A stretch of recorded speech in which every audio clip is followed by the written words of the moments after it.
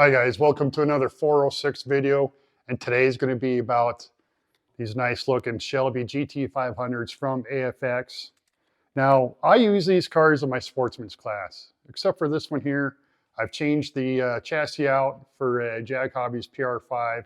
I run this one in my top sportsman's class just because it runs so fast. It runs faster than the bracket these ones are in.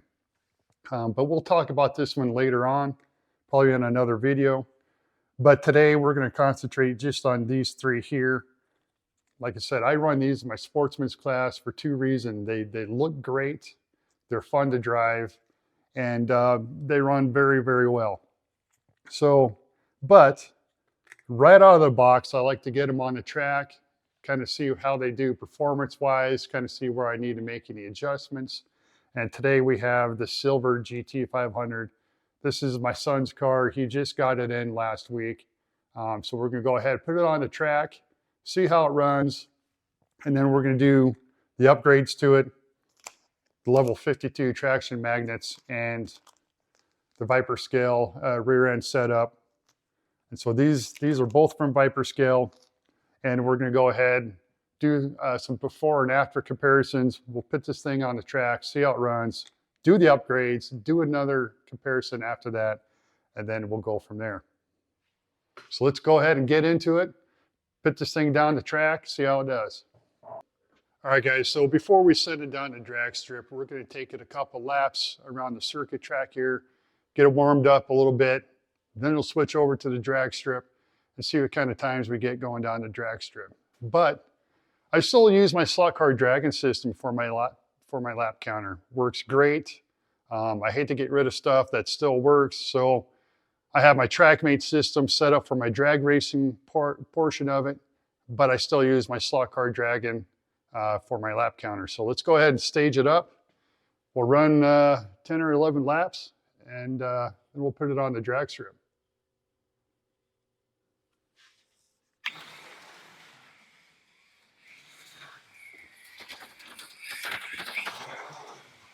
So I have my DeFalco controller set on kind of the slow setting for the sensitivity, just because this car does not have upgraded magnets on it, so I can't get too crazy with it. See, I went ahead and went off the track down here. I tend not to do that too many times because it is a long walk, 30 feet every time that thing deslots. We can go ahead and get it back on here, continue our laps.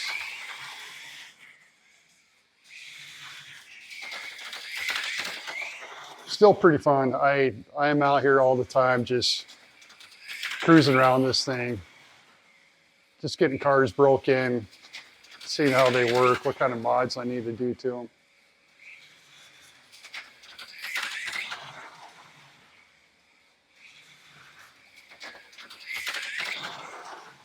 Plus, I know some of you guys have been kind of requesting I run some cars down the circuit portion of the track here, the circle track. And this is a good time to do one of those type of videos as well. All right, 2 more laps, then we'll get her down the drag strip.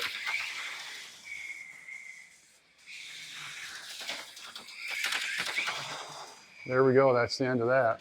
And of course, you know, let's go ahead and deslot it one more time. Apparently I don't have enough exercise, so.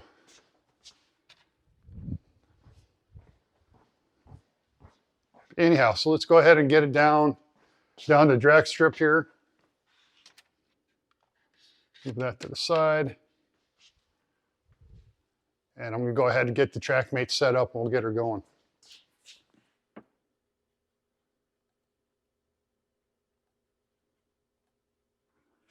All right, so we are set up on the TrackMate system there.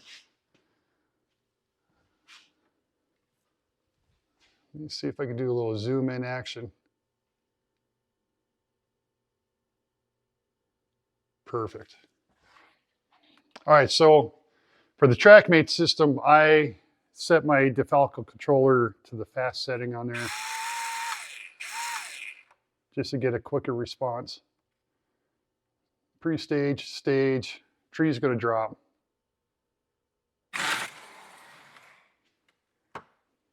Left lane ET 1.1541.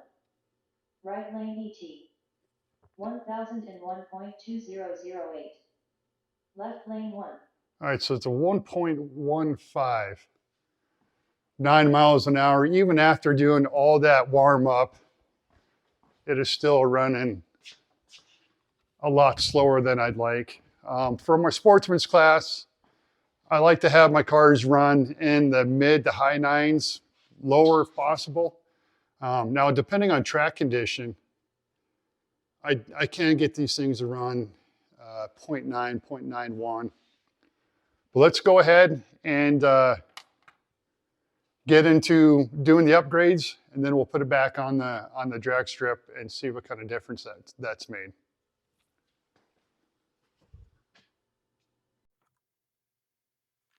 All right, guys, so we're gonna go ahead and get into it. Kind of part of the mess here a little bit. I'm always working on stuff, and sometimes things just get cluttered, and then I try to do a video. I mean, I've got 2.8 ohm armatures for some of my DR1 GT upgrades. I got a clip here for one of my Super 7 cars from Hardin Creek from Terry out there. And so I got a clip to mount this Super 7 onto this Super 3 Mustang body. So we're just going to go ahead and do that real quick. And I am a big fan of the Super 7 chassis. They just run incredibly smooth. I use those in my pro class bracket racing. I've never had any issues with these things at all. And like I said, they are a great performing chassis. And most part, I like them because they're very consistent time wise. Um, no matter what track I run them on, whether it's my Tyco track or a routed track, the times are very consistent. I'm pretty confident that every time I put this thing on there, it's going to run just like it always has before. The same ETs, the same reaction times, and very, very great chassis. Love them very much. So let's go ahead and get into doing the upgrades to this AFX here. I'm gonna go ahead and pop out those magnets. Uh, Great times, always popping out the magnets. Okay, sure I don't lose those. Yeah, sometimes these things can be a real bugger. Just trying to get those things to work themselves out. It's like the axle started to come out regardless. So yeah, if any of you guys know a decent way to get these things out, let me know because I usually try to be pretty gentle.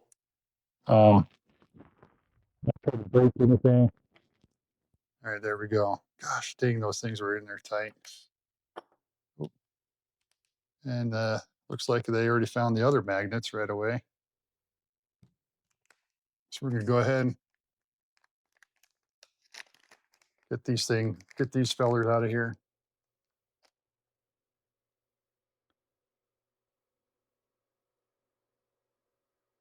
Oh, those are super tough.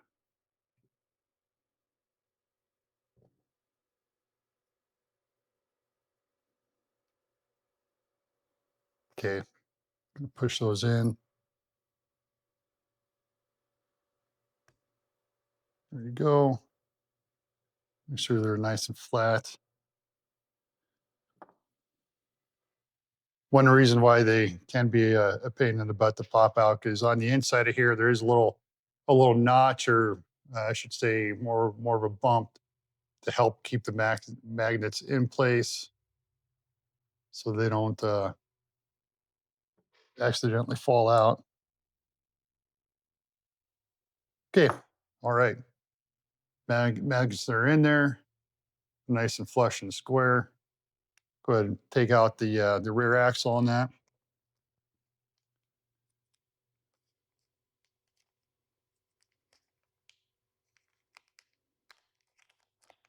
Pull that off. Pull it out, I guess.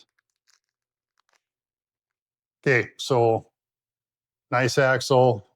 Doesn't appear to be bent or anything like that. We'll run it along the table there. Looks pretty good. Don't see any defects or anything like that. Nice magnets. It does come with a different pinion gear. We're going to go ahead and pop off this one here. Put that in a little parts bin in case we need to save it for later.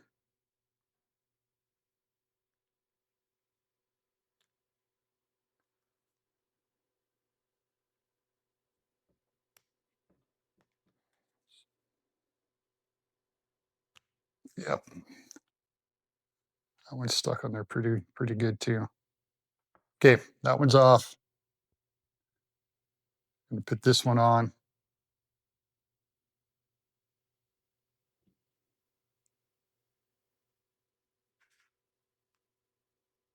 It's 7-tooth.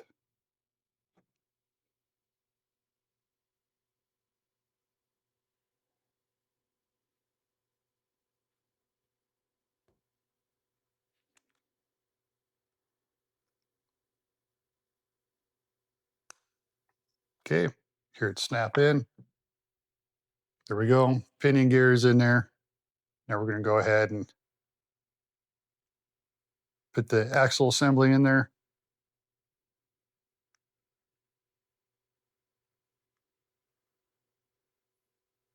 I'm going to make sure that it is meshing really well. And yeah, looks pretty good to me. And then we're going to go ahead and get it down the drag strip a couple times, make some comparisons, and then compare those with our times we had before. So our times we had before were 1.15, I believe. We're going to see if this is going to be any sort of better upgrade and go from there. So let's go ahead and get it on the track and send it down the strip. All right, guys, so let's go ahead and get this thing on the track. We'll do a comparison of how it ran before the upgrades versus now with the upgrades. And then we'll compare it against the orange Shelby. And just to prove that with time, these cars are going to get faster with those upgrades.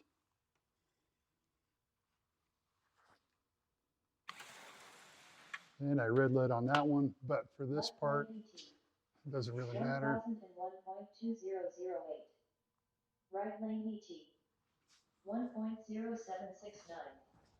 Right lane 1. Okay, so before the upgrades, that thing ran a 1.15. This one ran a 1.07. So we've already gained 8 hundredths of a second. Even though I red lit, you guys don't have to pay attention to that. Let's go ahead and put the orange Shelby on there. And that way you guys can see that simple little upgrades and breaking these cars in do matter. So here is the orange Shelby GT.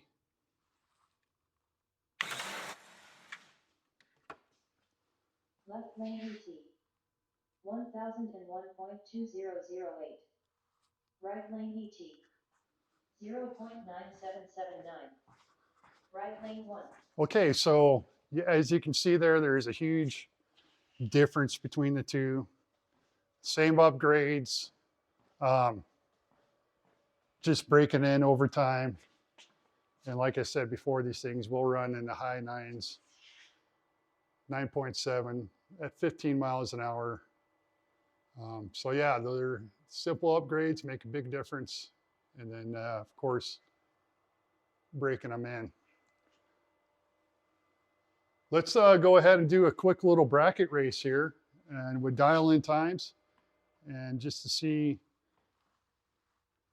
just for some fun. All right, guys. So we're going to go ahead and do some dial in times for these guys. I'm going to have the Silver Sting in lane number 1, so I'll be the lane on the left. I'm going to dial him at a 1. Oh, let's do a 0.8. And then I'm going to go ahead and do the orange Mustang. He's usually pretty good at a 0.98 flat. So let's go ahead and stage them up and send them down the lane. All right, guys, we're going to go ahead and stage these guys up. Like I said, orange Mustang in the right lane, silver Sting in lane number 1. Pre-stage, pre-stage. Then we're going to go ahead and final stage on that one. Final stage on this guy. Hopefully my reaction time won't be horrible.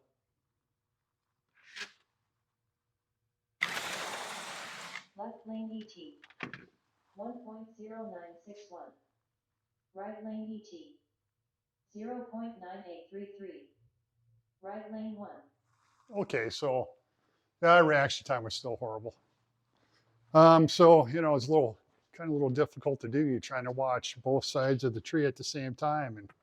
And even though those dial-in times were quite a bit off, you know, it's still kind of hard to hit those good reaction times.